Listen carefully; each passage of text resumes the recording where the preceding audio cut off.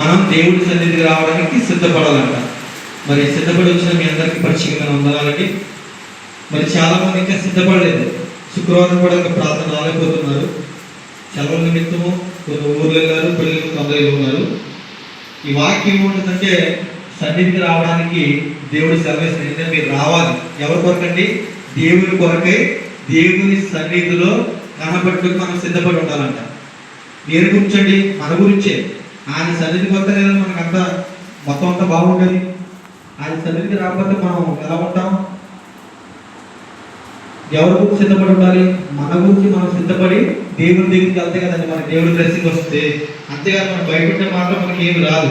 మరి ఇశ్రాయేలు చెప్పింది మాట్లాడితే నేను ఇలాగే చెప్తాను కాబట్టి మీరందరూ నా దగ్గరికి రండి. ఎవరి దగ్గరికి? దేవుని దగ్గరికి రావడానికి సిద్ధపడమని చెప్పి దేవుడి వాక్యం ద్వారా సెలవిస్తూ ఉన్నాడు. మరి ఇంకో వాక్యం చూసుకున్నట్లయితే లూకా సువార్త 12వ అధ్యాయం 4వ వచనంలో చెప్పండి. ఇది వినిపించండి.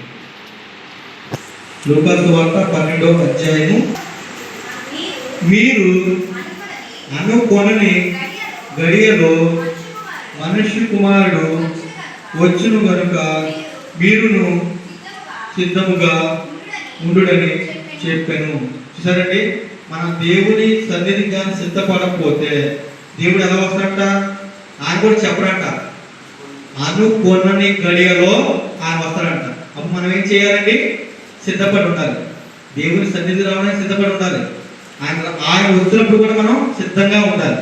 మనం పైకి లేవనెత్తబడినప్పుడు మనం చాలా సిద్ధంగా ఉండాలి. ఆయన వరుడు వచ్చినప్పుడు మనం వధువుగా రెడీగా ఉండాలి. పెళ్లి కూతురులా రెడీగా ఉండాలి. ఆ వాక్యం అలా సెలవిస్తుంది. మనిషి కుమారుడు ఎలా వస్తాడో తెలియదు. ఆయన ఎలా వస్తాడండి? అనుకోని గడియలో వస్తాడు. అది ఎలా వస్తాడో ఇంకో మాటలో తెలుసుకున్నాం మనం. మత్తయి సువార్త 24వ అధ్యాయం 36వ వచనం. మత్తయి సువార్త.